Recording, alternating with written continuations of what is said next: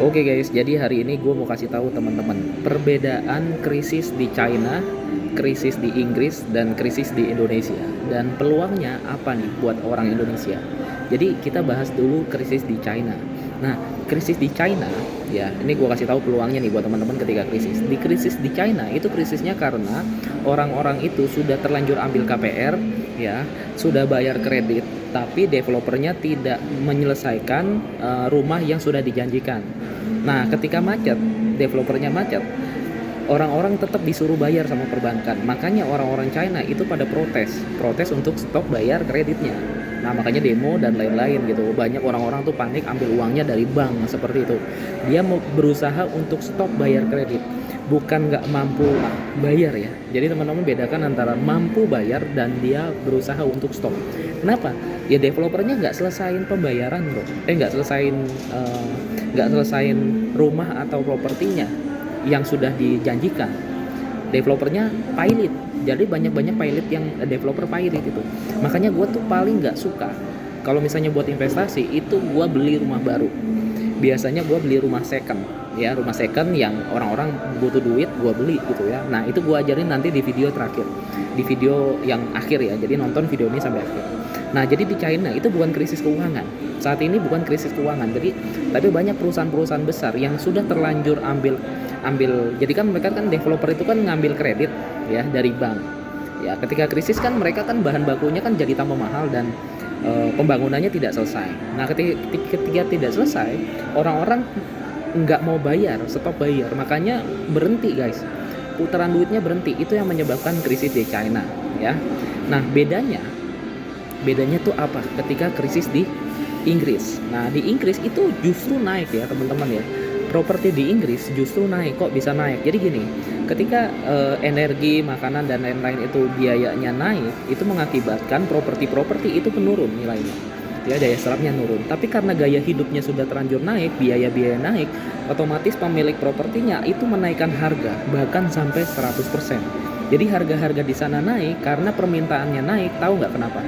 Karena pajak di sana, bayar pajak di sana dikurangin, sama bea cukainya semuanya diturunin. Itu diambil peluangnya oleh para investor-investor ya.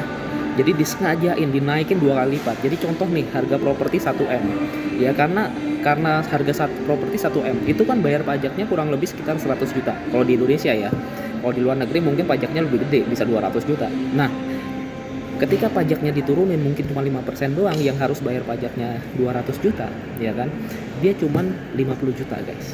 Nah ketika berarti kan harganya properti udah turun separuh, tambah turun lagi, permintaannya jadi banyak.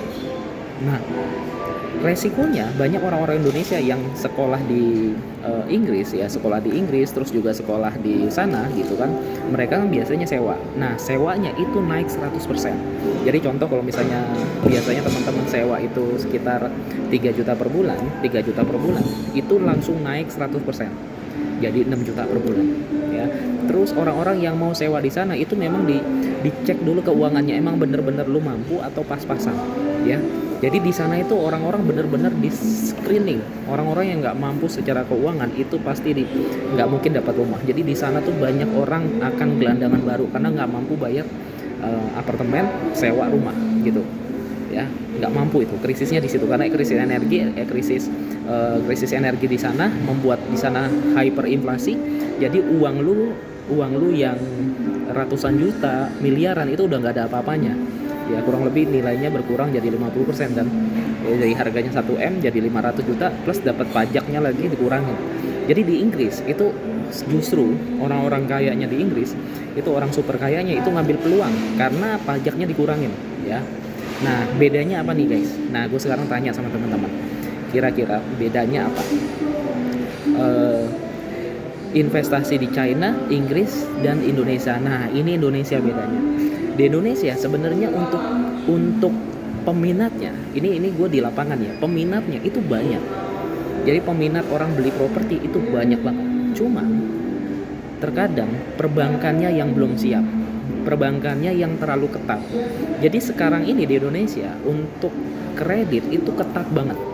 Jadi beberapa customer gue, klien gue tuh pengambilan kredit banyak, rumah-rumah gue tuh banyak yang laku. Cuman ketika ambil KPR mereka terkendala kreditnya, ya. Harusnya benar-benar ini atau kreditnya tuh nggak maksimal, cuman turun. Jadi di Indonesia itu nggak bisa ambil kredit maksimal, itu yang pertama. Yang kedua, screeningnya benar-benar ketat.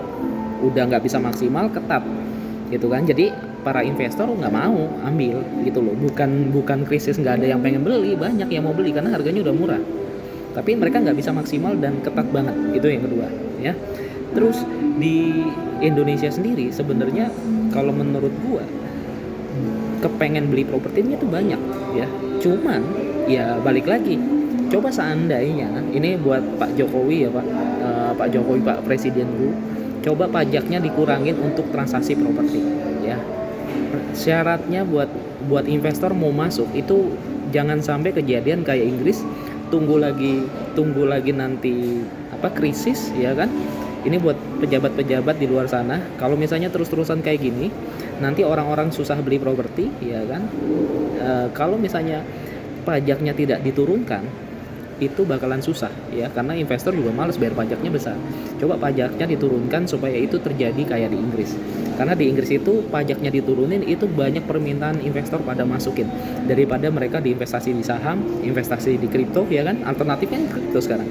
Daripada investasi di kripto, saham yang benar-benar beresiko, lebih baik masukin ke properti. Masalahnya di properti di Indonesia itu pajaknya naik, ya, amnesty dan lain-lain. Jadi investor nih bingung mau taruh duitnya di mana, gitu kan, ya kan.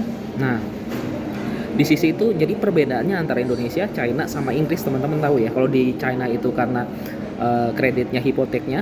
Kalau di Inggris itu karena dipajaknya, penaikan propertinya pajak dan inflasi besar, ya. Propertinya sebenarnya naik, biaya sewa naik. Kalau di Indonesia itu stagnan karena memang kreditnya yang agak susah, pengambilan kredit yang agak susah dan ketat banget, dan juga pajaknya yang mungkin menurut investor masih tinggi.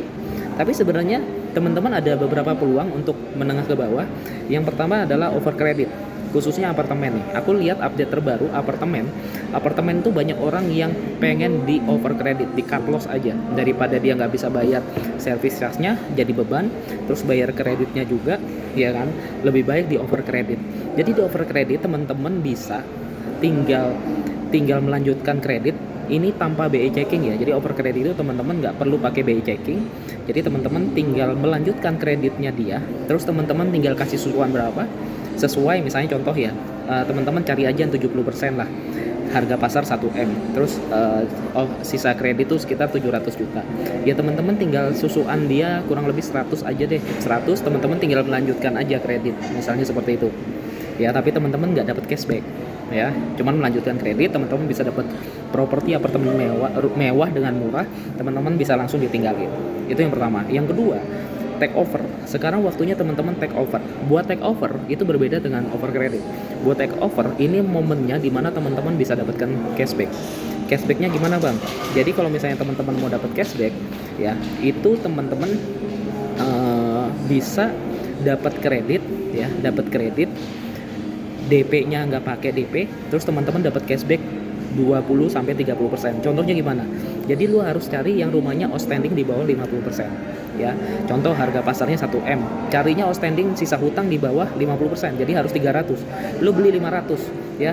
Nanti 500-nya itu dibayarin, 300-nya buat kreditnya, 200-nya buat buat susuan. Nah, teman-teman ada cashback sisanya 300 juta. Nah, itulah buat kalian. Oke? Paham?